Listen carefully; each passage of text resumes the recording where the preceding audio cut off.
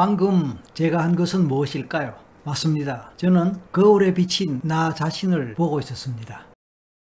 안녕하세요. 설기문입니다. 오늘은 특별히 자기 객관화에 대해서 그것이 무엇이며 왜 필요한가 이런 주제로 말씀드리겠습니다. 거울에 비친 내 모습을 바라보는 것은 어색합니다. 거울 앞에서 웃는 것도 어색합니다. 우는 것도 화내는 것도 모두 어색합니다. 사실 자기를 남의 눈으로 바라보는 것에 해당하는 이런 것은 어색합니다. 그래서 울 때 제대로 거울을 볼 수 있을까요? 화를 낼 때 거울을 보면서 화를 낼 수 있을까요? 어렵죠. 그런데도 왜 우리는 거울을 볼까요? 거울을 보는 이유는 내가 볼 수 없는 내 모습을 볼 수 있기 때문입니다. 내가 나를 본다는 것은 곧 내가 나에 대해서 발견하고 알아간다는 것이라고 할 수 있습니다. 얼굴에 뭐가 묻었는지 아니면 헤어스타일이 어떤지 나는 나를 볼 수 없습니다. 그러니까 내가 나를 본다는 것은 곧 내가 나에 대해서 발견하고 알아간다는 것이라고 할 수 있습니다. 일반적으로 나는 나를 잘 안다고도 할 수 있지만 모르는 나의 부분도 많기 때문입니다. 우리의 눈은 앞방향으로만 향해 있습니다.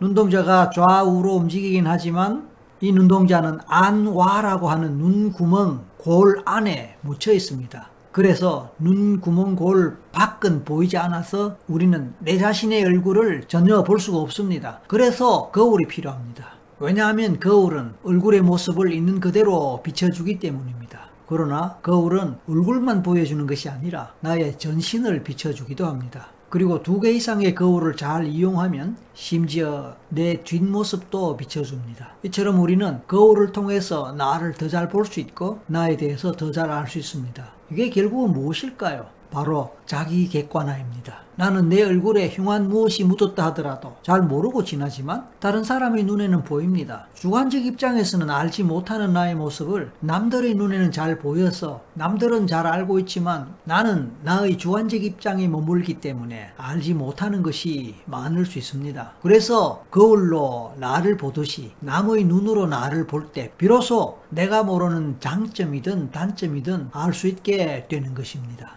그래서 자기 객관화가 중요한 것입니다. 나는 나에 대해서 많은 오해도 합니다. 잘 못 알기도 합니다. 그래서 자기 객관화를 통해 자기를 사실대로 알아가는 것도 필요합니다. 자기 객관화는 문자 그대로 자신을 객체로 아는 것을 의미합니다. 그것은 있는 그대로의 자신과 자기가 바라는 자신, 남들이 보는 자신 간의 차이를 이해하는 것을 포함합니다. 내가 다른 사물을 보듯이 내가 나를 바라볼 수 있다면 그게 바로 자기 객관화죠. 그런데 이것은 자기 주관화와 반대되는 것입니다. 자기 눈으로 자기를 보고 자기 생각으로 자기 생각을 한다. 그런 뜻이죠.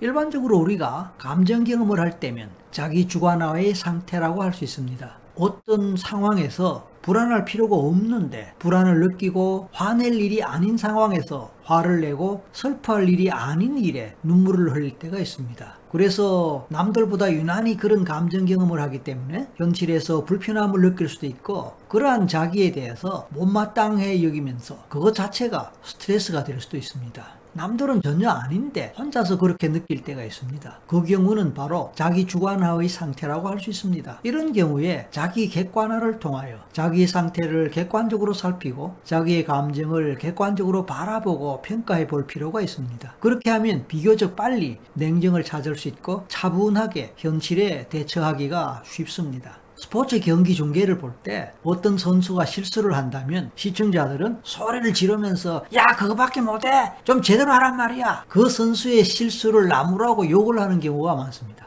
제대로 하란 말이야 아이고 바보 그런 식으로 그 선수의 실수를 나무라고 욕을 하는 경우가 많습니다. 그렇다면 막상 그 사람이 직접 그 경기를 한다면 자기가 욕한 만큼 잘할 수 있을까요? 어떤 두 사람이 장기나 바둑을 둘 때 주변에 다른 사람들 즉 구경꾼들이 이래라 저래라 왜 그렇게 하느냐 저렇게 하면 좋은데 그게 눈에 안 보이느냐 이런 식으로 끼어들지요. 이럴 때 우리는 훈수를 둔다고 합니다. 하지만 그 사람이 직접 그 장기나 바둑을 둔다면 그렇게 잘 할 수 있을까요? 이 모두가 자기 주관화와 반대되는 자기 객관화의 예들이 됩니다. 운동선수들은 자신의 경기 장면을 녹화한 비디오를 분석하면서 경기력을 향상시킵니다. 이것은 바로 자기 객관화의 좋은 예에 해당합니다.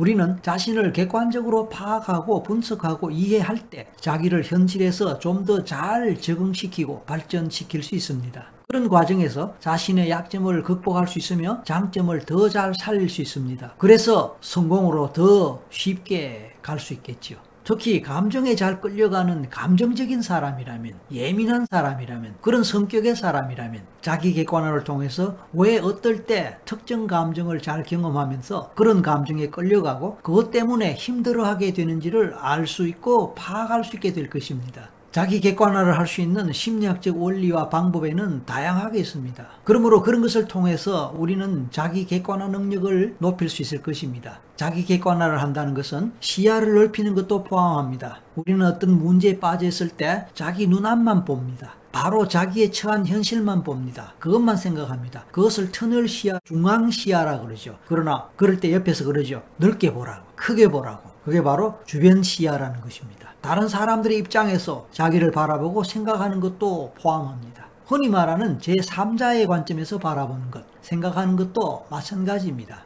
앞에서 예를 들었듯이 자신의 모습을 자주 거울을 통해서 바라보는 것도 도움이 될 것입니다. 경우에 따라 자신이 말하고 행동하는 것, 생각하는 것을 영화의 주인공처럼 바라보는 것으로 상상할 수 있다면 어떨까요? 그런 나의 모습을 카메라가 찍고 있다고 상상할 수 있다면 어떻게 말하고 행동하고 또 어떻게 감정 표현을 할 수 있을까요? 보통 놀이터에 온 사람들에게 마이크를 들이대고 오늘 기분 어떠세요? 오늘 어떻게 보내셨나요? 하고 인터뷰 요청을 하면 갑자기 어색해지고 말을 못하는 경우가 많습니다. 카메라가 와서 찍으면 갑자기 왜 이러세요? 하고 피하는 경우가 있습니다. 왜요? 어색하거든요. 자기 목소리를 녹음한 것을 들어보면 그것도 어색합니다. 그래서 그렇게 카메라가 자기를 찍고 있다고 상상할 수 있다면 과연 우리는 자연스럽게 감정 표현을 하고 화를 내고 슬퍼하고 불안해할 수 있을까요? 많이 어색할 것입니다. 이것이 바로 자기 객관화가 필요한 이유입니다. 이 자기 객관화가 잘 된다면 감정이 쉽게 조절될 수 있고 자신을 쉽게 컨트롤할 수 있게 될 것입니다. 다만 그렇게 하기 위해서는 평소에 연습이 필요할 것입니다.